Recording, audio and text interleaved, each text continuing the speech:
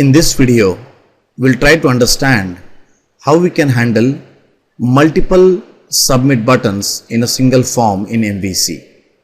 Means what? For example, you can see on your screen here, I have a simple screen and it has a form and it has two submit buttons. One submit button is a save and the other submit button is a delete. Now what I want is, when I click on the save action of the customer controller should get executed. When I go and click on the delete action of the customer controller should get executed. So let us try to see that what is the best way to approach this. Now there are three ways by which you can solve this problem. The first one is the most easiest way, multiple forms for multiple submit buttons.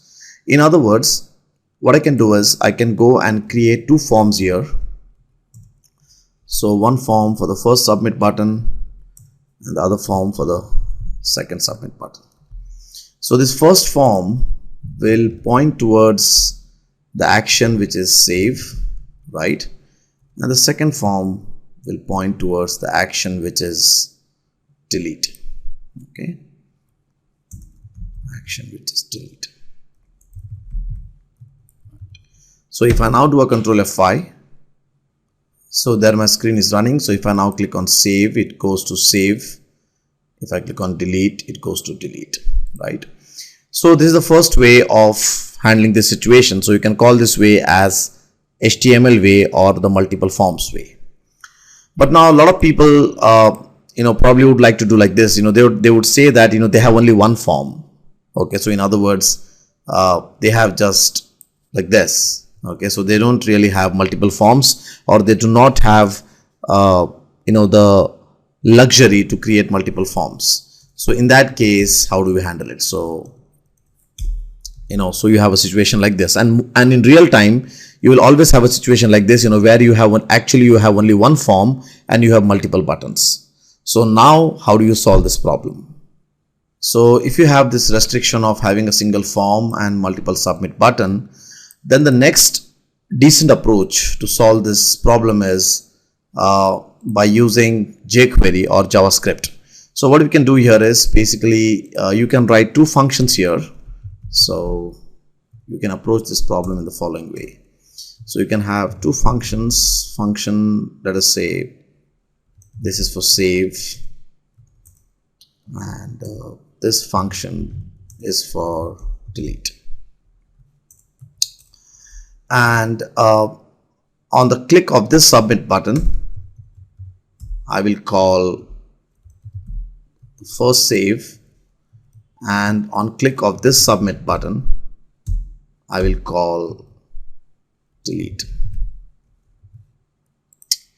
And now what we can do is we can go and use jQuery. So I can go and drag and drop this jQuery file over here. And then I can say here, okay, $.post. So here I'm going to go and post to save, right? And once it is successful, I will call this function here called as fun1. Okay, the callback function.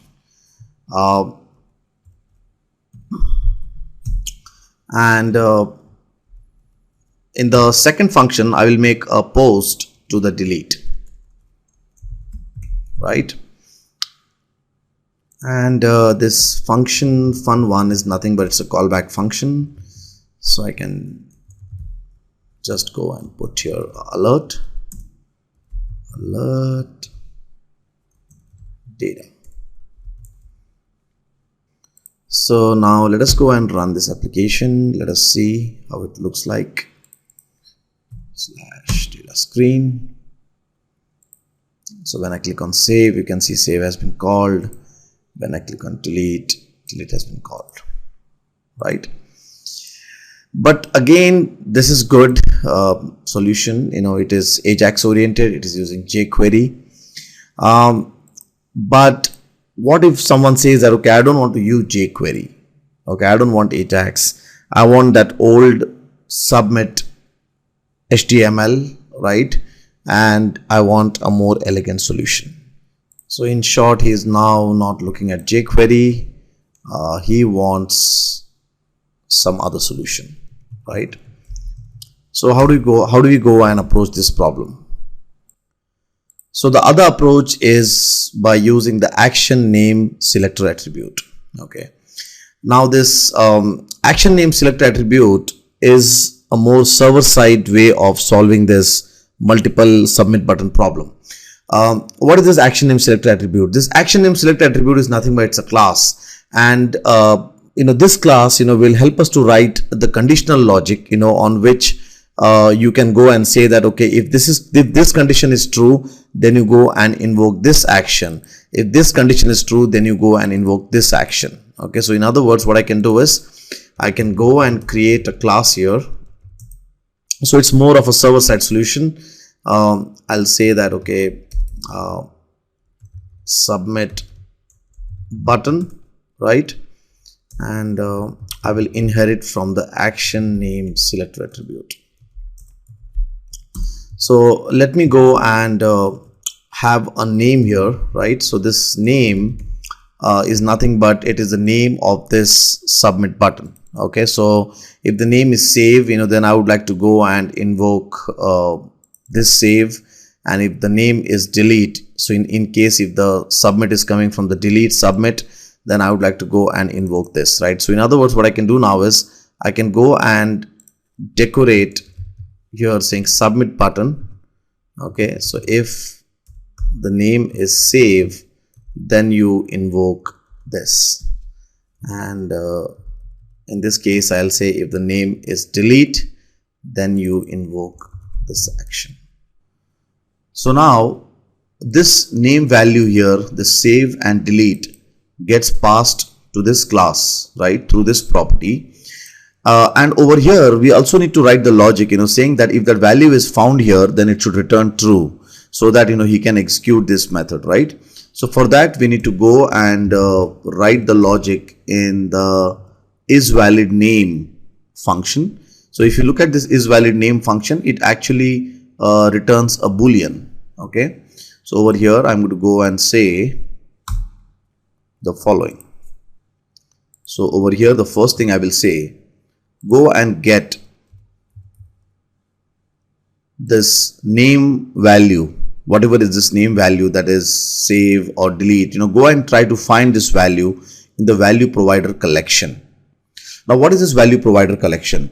This value provider collection is nothing but whatever comes from your data entry screen. So whatever comes from that form, the button name, the text box name, whatever are the UI values, they all come in a name value collection in this value provider. So in that I'm going and searching this name. In other words, I'm searching the save and delete.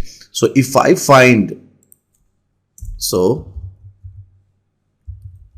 or else rather if I don't find my name, that means return false and don't execute the function, right? Or else return true. So now if you see this this attribute here, submit button, it will return true or false, right? Return true and false. So if it is true, right, if the submit button function is returning true, that means if this isValidName is returning true, then it will go and execute the respective functions, or it will not. Okay, so in other words, that's what the name is, action name selector attribute. Action name selector means it will actually go and select the action names depending on what logic you have written in the isValidName. Okay, so let me again revise what will happen. The request will come. The request will first come to the action name selector attribute. The action name selector attribute will make a decision here saying that does that name exist in that collection? If it exists, then accordingly he will go and execute the actions. So let me go and do a control F5. Let us see how this runs. Control F5. So there my application is running. So here I will say, what is that? Have I written something wrong? So if the value is not equal to, so if the value is equal to null, right? So in other words, if this value, this name is not found, right, in the collection, then it returns null. So if the value is equal to null, then return false or else return true. I'm so sorry for this. So let me again rebuild the solution. Right, let us again try to run this. So I hope that this time there are no errors, and there are no errors. So now if I click on save, still problems. Okay, let us check. So this logic is fine. It is decorated here. Oh, we have not specified the action. Okay, good that these errors are coming up and it's all happening live. Now the action cannot point to a particular action result, right? It can only point to the controller, isn't it? So here I'm going to say, okay, action, you just point to the customer control. Right.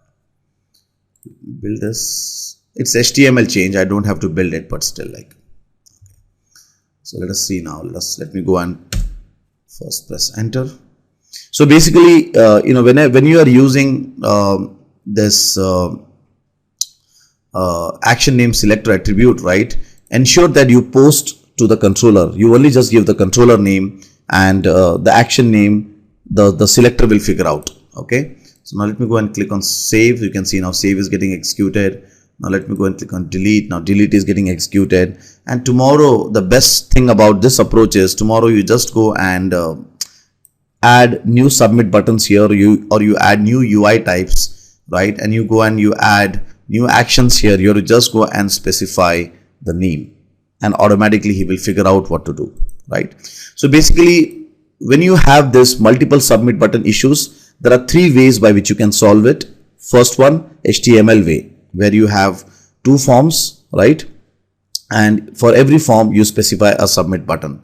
The second one, jQuery way, where basically on the click of the button, you will actually go and say $.post to the respective actions. And the last one, which is a very clean approach, is by using the action name selector attribute. Okay, so here the action name selector attribute provides you a place, where you can go and write such kind of a if condition, and depending on this if condition, the actions will get executed.